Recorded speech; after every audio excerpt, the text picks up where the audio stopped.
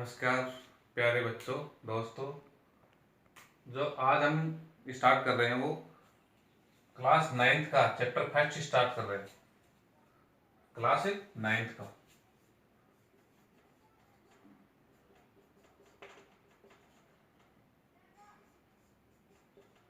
नौवीं क्लास का पहला चैप्टर, उसका नाम है संख्या पद्धति, नंबर सिस्टम, संख्या पद्धति। तो इस चैप्टर को लेके चलेंगे, हम चैप्टर वाइज पढ़ेंगे अब। ठीक है, तो संख्या पद्धति है, नंबर सिस्टम है। सबसे पहले हम नंबर कौन कौन से होते हैं, नंबर सिस्टम में कौन कौन सी संख्या पद्धति आती है। जैसे हम नंबर पढ़े थे पहले, तो पहले नंबर की बात करते हैं। सबसे पहले हमने नेचुरल नंबर पढ़ा था, प्राकृत संख्या पढ़ी थी, छोटी क्लासों से स्टार्ट किया था। प्राकृत संख्या, प्राकृत संख्या कौन सी होती है, हमें सबको पता है। प्राकृत संख्या 1 2 3 4 ऐसे ही चलती रहती है। मतलब कि वो संख्याएं, जैसे हम छोटी क्लास में स्टडी स्टार्ट करते हैं तो 1 से हमें काउंटिंग कार्ड डाल के देते हैं, तो वो कौन सी संख्या, प्राकृत संख्या, नेचुरल नंबर। ठीक है, दूसरी वाली होती है पूर्ण संख्या, मतलब वॉल नंबर। वॉल नंबर कौन सी होती है, वॉल नंबर देखो, इसमें एक जो डिजिट है वो सबसे छोटी डिजिट कौन सी वाली होती है, जीरो। जीरो नहीं है, अगर इसमें हम जीरो और ऐड कर दें तो मतलब ये पूर्ति हो जाएगी, इसलिए इसका नाम क्या है, पूर्ण संख्या। ठीक है ना, तो 0 1 2 3 मतलब जो प्राकृत संख्या में अगर हम जीरो को ऐड कर दें तो वो कौन सी संख्या बन जाएगी, पूर्ण संख्या बन जाएगी, वोल नंबर बन जाएगी। इसी प्रकार हमने फिर पढ़ी थी पूर्णांक संख्या, इंटीजर नंबर। इंटीजर नंबर क्या होती है, जो भी संख्या 0 1 2 3 4 ऐसे होती है। इसके अलावा माइनस में होती है, -1 -2 -3 ऐसे चलती रहती है। ठीक है ना, तो इसको क्या, प्लस वाली भी, माइनस वाली भी, जीरो वाली भी, इन सभी को मिला के क्या बोलते हैं, पूर्णांक संख्या, मतलब पूर्ण अंक है। अब देखो, ये वाली जो माइनस वाली आती है इनको बोलते हैं ऋणात्मक पूर्णांक संख्या, ऋणात्मक पूर्णांक संख्या, और ये सभी धनात्मक पूर्णांक संख्या।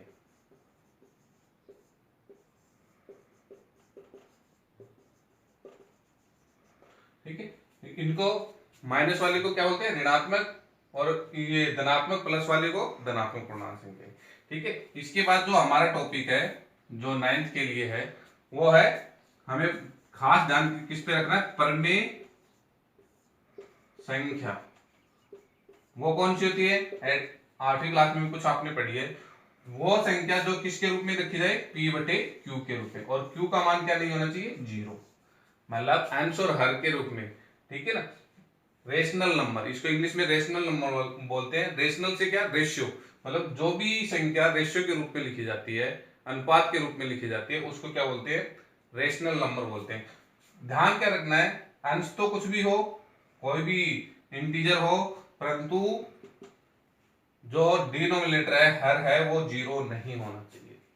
ठीक है ना, ये ध्यान रखनी है। और इसी प्रकार अपरिमेय संख्या,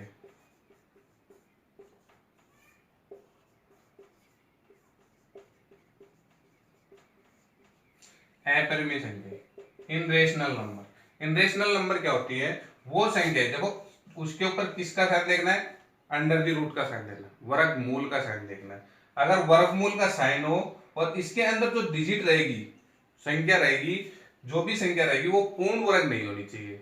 मतलब कोई भी संख्या, जैसे यहाँ हम 2 रख सकते हैं, √3 रख सकते हैं, √4 नहीं रख सकते, क्योंकि इसका पूर्ण वर्ग होता है। ये कौन सी है, पूर्ण वर्ग संख्या है, इसका वर्गमूल निकलता है और 2 हो जाता है, मतलब उसका वर्गमूल नहीं निकलना चाहिए। ऐसी संख्या आएगी जिसका वर्गमूल नहीं निकलता है, वो क्या कहलाएगी, अपरिमेय संख्या है। इसके अलावा क्या आता है, एक आता है पाई, पाई भी क्या है, अपरिमेय संख्या है, और एक आता है ई। ठीक है ना, ये दोनों भी क्या है, अपरिमेय संख्या है, दोनों के दोनों। ठीक है ना, इसके अलावा भी परिमेय अपरिमेय, हम देखो 9th क्लास का टॉपिक में ये दोनों ध्यान रखनी है, यही काम आएंगे हमारी, परिमेय संख्या और अपरिमेय संख्या। तो पहला रूप तो पहचानने में क्या है, p बटे q में रहेगी, q का मान जीरो नहीं होना चाहिए, वो कौन सी होगी, रेशनल नंबर या परिमेय संख्या। इनरेशनल नंबर क्या है, ऐसी संख्या जिसके ऊपर अंडर द रूट का साइन हो, पाई हो, ई हो। अंडर द रूट का साइन होने के बाद जो अंक रहेगा, डिजिट रहेगी, वो क्या होना चाहिए, ऐसी संख्या होनी चाहिए जो पूर्ण वर्ग ना हो। जैसे 1 ना होना चाहिए, 4 नहीं होना चाहिए, 9 नहीं होना चाहिए, ठीक है ना, ऐसी संख्या नहीं होनी चाहिए। अब ये तो हो गई सिंपल संख्या के रूप में हो। अगर ये दशमलव के रूप में हो, ये संख्या, ये मान, अगर कोई संख्या दशमलव में हो तो भी उनको भी हमें पहचानना आना चाहिए कि परमेय कौन सी होती है, अपरिमेय कौन सी होती है। तो हम बात कर रहे थे परमेय अपरिमेय के बारे में। तो इधर तो मैं परमेय को समझा रहा हूं, परमेय संख्या, रेशनल नंबर, इधर अपरिमेय संख्या,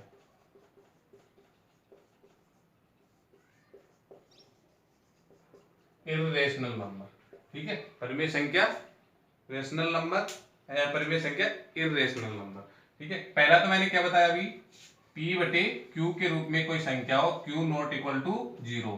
Q नॉट इक्वल टू 0 का मतलब भाग 0। अगर कोई संख्या, देखो बटे में ऐसा होता है 0 होता है, तो इसका मान क्या होता है, अपरिभाषित होता है, अपरिभाषित,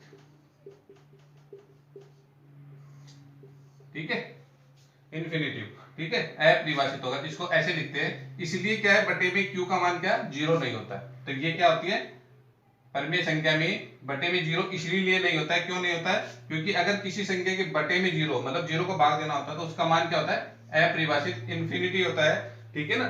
इसलिए इसका मान बटे में Q का मान क्या नहीं होना चाहिए, 0 नहीं होना चाहिए। इधर मैंने क्या बताया था, आपको बताया था कि अनरूट का निशान हो, अनरूट के निशान के अंदर ऐसी संख्या हो जो पूर्ण वर्ग न हो। जैसे 2 हो गई, 3 हो गई, 4 पूर्ण वर्ग होती है, 5 हो गई, 6 हो गई, 7 हो गई, ऐसे, ठीक है ना, जो पूर्ण वर्ग नहीं हो। इसके अलावा पाई और ई, ये क्या होती है, इरेशनल नंबर होती है, ठीक है। दूसरी वाली बात, दोनों चीजें ध्यान रखनी है आपको। दूसरी वाली बात क्या है, जब संख्या किस रूप में हो, दशमलव के रूप में हो। ये तो बगैर दशमलव वाली संख्या की बात। अगर संख्या दशमलव के रूप में हो, जैसे संख्या दशमलव के रूप में हो, तो आपको ध्यान रखना है, रिपीट होने का दशमलव रूप दो प्रकार का होता है। एक तो ऐसे, ठीक है, ऐसे हो गया मान लो, ठीक है, या फिर दशमलव रूप एक ऐसा होता है, ऐसा देखा होगा आपने, या फिर इसको ऐसे भी लिख देते हैं शॉर्ट में, या फिर ऐसे, इसको ऐसे भी लिख देते हैं, ठीक है। या फिर दशमलव रूप ऐसा होता है,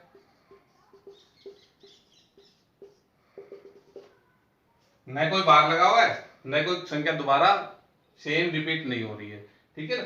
तो ऐसी संख्या हो, इनको भी दशमलव संख्याओं को भी हम किस में बांट सकते हैं, रेशनल नंबर और इरेशनल नंबर में बांट सकते हैं। अगर संख्या इस प्रकार की हो जो दशमलव के बाद पूरा पूरा भाग चला जाता है, मतलब वो न तो आगे बढ़ रही है, पूरा भाग चला जाता है, खत्म हो जाती है, ठीक है ना, तो इसको बोलते हैं शांत दशमलव।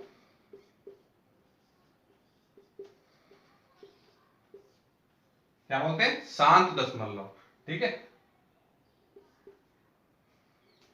दूसरी ऐसी संख्या जो भाग बढ़ता जा रहा है परंतु संख्या एक दोबारा रिपीट हो रही है, ठीक है, जैसे 3 3 3 आए जा रहा है, या फिर 2 5 6 2 5 6 2 5 6, तो एक निश्चित संख्या दोबारा क्या होती है, रिपीट होती है, ठीक है ना। तो इसको क्या बोलते हैं, अशांत आवर्ती दशमलव।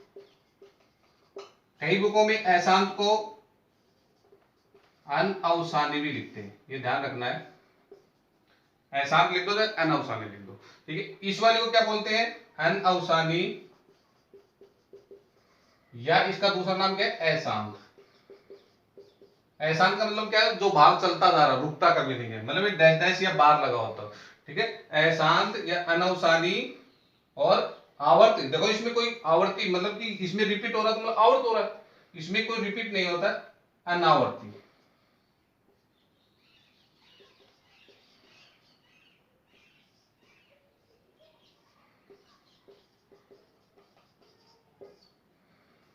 ठीक है।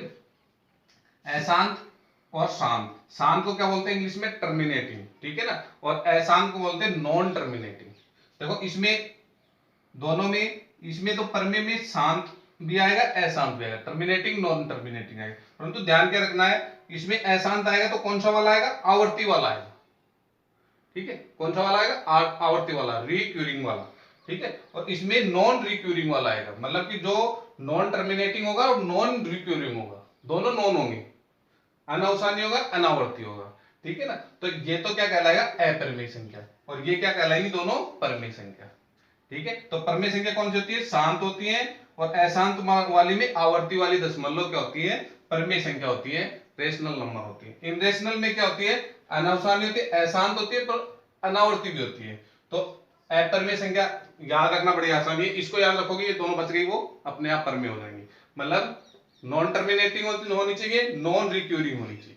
ठीक है ना, अनावसानी या अशांत होनी चाहिए, और अनावर्ती होनी चाहिए, रिपीट नहीं होनी चाहिए, दशमलव के रूप में मान बढ़ता जाना चाहिए, वो अपरिमेय। तो ये परिमेय और अपरिमेय की पहचान होगी कि हम कैसे पहचान सकते हैं कौन सी रेशनल नंबर है, कौन सी इनरेशनल नंबर है। ठीक है,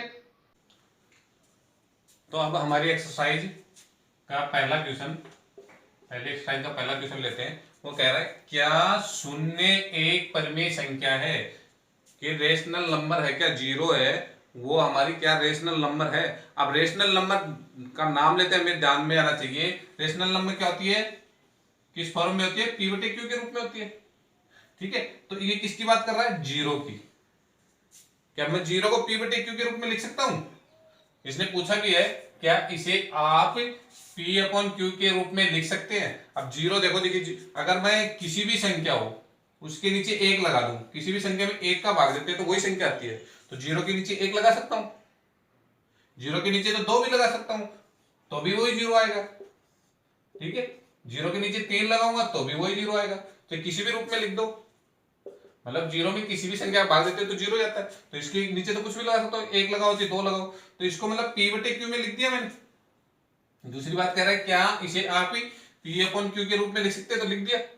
ठीक है, और जहां पी और क्यू पूर्णांक इंटीजर है, ये भी इंटीजर है, ये भी इंटीजर है, ये भी इंटीजर है, सारे इंटीजर है। ठीक है, और Q not equal to zero, तो कहीं भी बटे में जीरो नहीं है, तो इसका मतलब ये क्या होगी, परिमेय संख्या होगी। तो क्या जाएगा इसका आंसर, क्या की जगह क्या लिखोगे, हाँ, आंसर में क्या लिखोगे, हाँ शून्य एक परिमेय संख्या, हाँ शून्य एक क्या है, परिमेय संख्या, रेशनल नंबर है।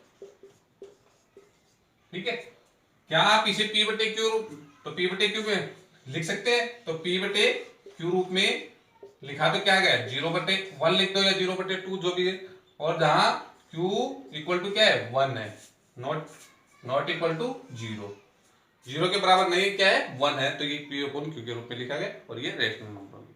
ठीक है, तो आपको इस क्वेश्चन को ऐसे करना है, मैं दूसरा क्वेश्चन दे रहा हूं, इसी को ध्यान रखना, क्या एक लिख लो,